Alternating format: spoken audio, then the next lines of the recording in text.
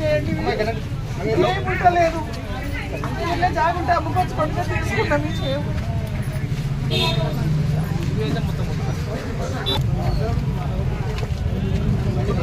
అదే సార్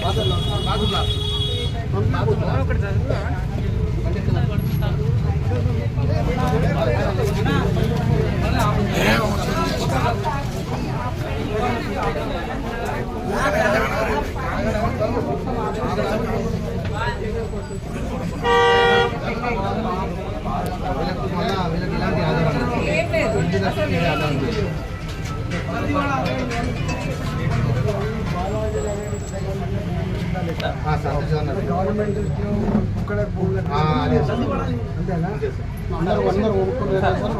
ఇద్దరు బాబులు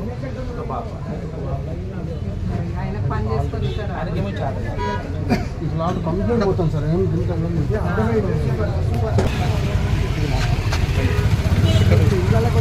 ఇక్కడ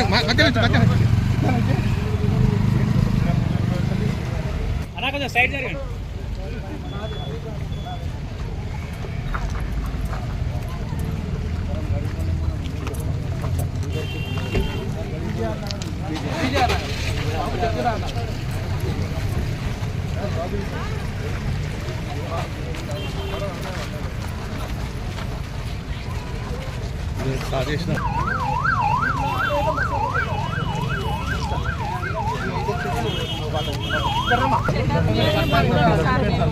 ఆ షెటర్ కూడా పోతుంది, ఒకటే షెటర్ లోపల మొత్తం పోతుంది.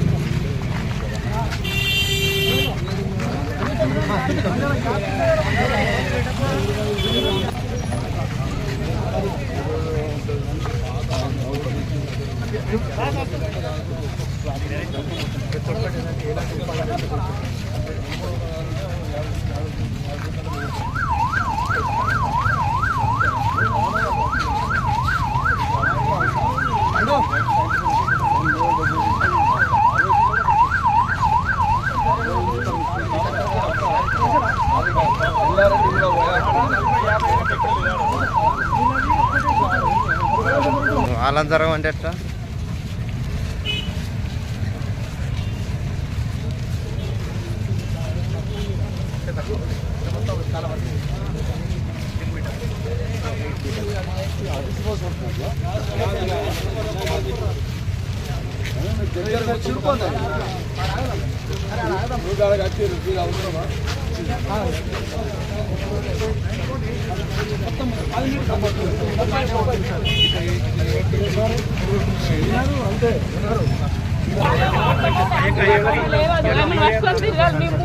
మొత్తం పోతుంది, మా ఇల్లు మొత్తం పోతుంది. ఎవరికి చెప్పాలి, ఏం చేయాలి?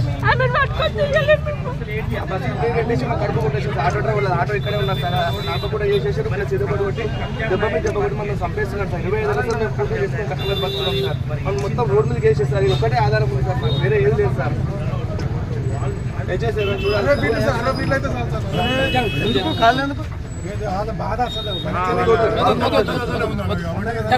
ఆటో నడుపుకుంటే బస్సులు పోయి పెట్టి మాకు కలిసి చేసేసి ప్రాబ్లము.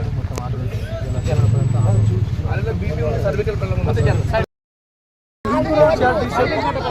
డీజిల్ పండ్లో ఉందా? ఉంది.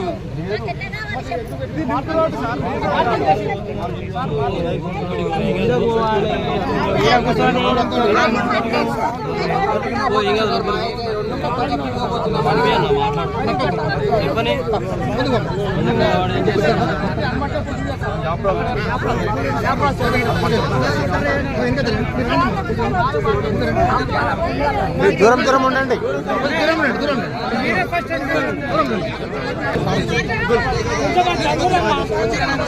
తీసుకొస్తాం.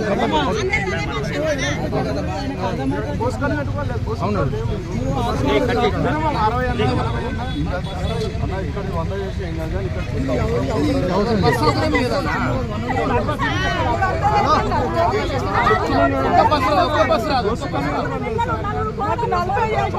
సార్, ఇక్కడ అంత బీద వాళ్ళే సార్. ఇక్కడ ఉన్నది ఇక్కడ ఇల్లు కోల్పోయారంటే మళ్ళీ వాళ్ళ ప్రత్యామ్నాయం ఎలాంటి ఆస్తులు కూడా లేవు వీళ్ళకి.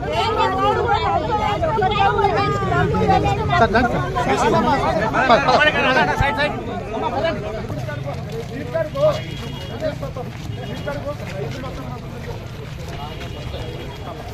బిల్డింగ్ మొత్తం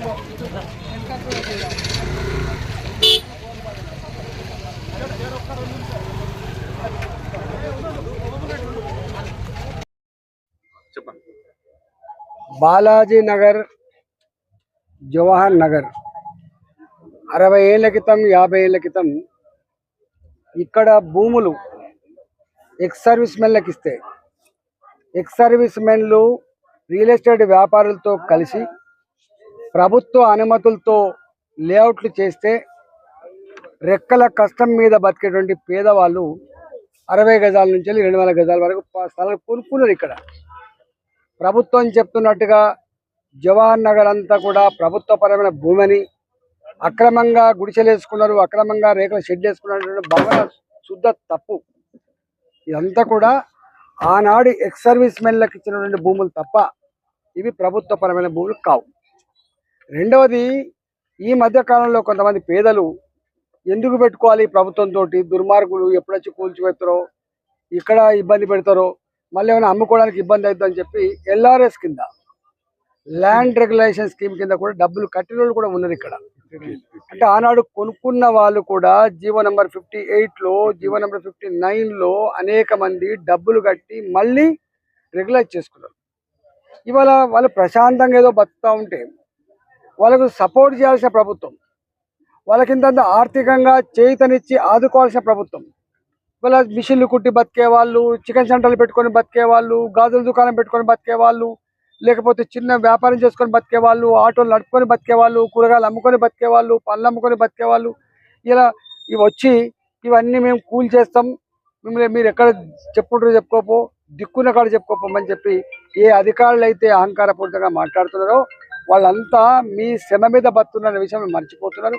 తప్పకుండా ఇవాళ ఈ చెన్నాపురం చౌరస్తా నుంచి మొదలుపెట్టి బీజేఆర్ మల్లికార్జున నగర్ కమాన్ వరకు కావచ్చు, చెన్నాపురం చౌరస్తా నుంచి అటువైపు కావచ్చు, ఇవన్నీ కూడా మా వాళ్ళు ఇచ్చిండ్రు. తప్పకుండా దీని మీద ప్రభుత్వాన్ని నివేదించే ప్రయత్నిస్తా. ఇప్పటికే ప్రజలు ఎక్కడ భయపడుతున్నారంటే ఇప్పటికే హైడ్రాపేట అనేక మంది పేదల ఇల్లు కూలిపోయినాయి కళ్ళ ముందు. అనేక మంది ఇల్లు మూసీ నది పేరిట, మూసీ నది ప్రక్షాళన పేట కూలగొట్టిండ్రు. ఎందుకో ఈ రేవంత్ రెడ్డి సర్కార్ వచ్చిన తర్వాత పేదల ఇల్లు కూలగొట్టే ముఖ్యమంత్రిగా పేరు తెచ్చుకున్నాడు. మేము అనుకున్నాం పేదలకు అండగా ఉంటా అన్న ముఖ్యమంత్రి, ఆటో డ్రైవర్లకు సంవత్సరానికి 12,000 రూపాయలు ఇస్తా అన్న ముఖ్యమంత్రి, ప్రతి మహిళకు 2,500 రూపాయలు నెలకిస్తా అన్న ముఖ్యమంత్రి, ఇవాళ పెళ్లి చేసుకుంటే తులం బంగారం ఇస్తా అన్న ముఖ్యమంత్రి, పేదలకు డబుల్ బెడ్రూమ్ కట్టిస్తా అన్న ముఖ్యమంత్రి, మీ పిల్లలకు డబ్బులు ఇస్తా అన్న ముఖ్యమంత్రి, ఇవాళ ఉల్టా పెన్షన్ పెంచలేదు, నెలకు 2,500 రూపాయలు ఇవ్వలేదు, 500 రూపాయల గ్యాస్ సిలిండర్ రాలేదు. ఇవాళ చివరికి ఉన్న ఆ రేకుల షెడ్లు, ఆ పాతగా 30 ఏళ్ల క్రితం 40 ఏళ్ల క్రితం కట్టుకున్నటువంటి ఇల్లు కూలగొట్టి ఇక టైలరింగ్ చేయకుండా, కూరగాయలు అమ్ముకోకుండా, పళ్ళు అమ్ముకోకుండా, కుటుంబాన్ని పోషించుకోకుండా ఇవాళ ఈ పిచ్చి పని చేస్తే ఇలా ఆయనకే మంచిది కాదు. తప్పకుండా ఇప్పటికే చేసిన పిచ్చి పనులు, సర్కారు చేసిన పిచ్చి పనులు చాలు. మీ అందమైన నగరాలకు, మీ అందమైన రోడ్లకు మేమేం వ్యతిరేకం కాదు, కానీ మా బతుకులు ఛిద్రం చేసి రంగుల ప్రపంచాన్ని ఆవిష్కరిస్తా అంటే మేము చూస్తూ ఊరుకోవడానికి సిద్ధంగా లేం బిడ్డ. కేర్ఫుల్గా ఉండండి. ఇలా అధికారులు పైన చెప్పగానే బానిసలాగా ఊరికొచ్చి బెదిరిస్తే మాత్రం పిచ్చి వేషాలతో మాత్రం మంచిగా ఉండదు. నేను కలెక్టర్తో మాట్లాడే ప్రయత్నం చేస్తా, ఈ రోడ్డు ఎవరికి కింద వస్తుందో వాళ్ళతో మాట్లాడే ప్రయత్నం చేస్తా అని చెప్పి మీకు విజ్ఞప్తి చేస్తాను.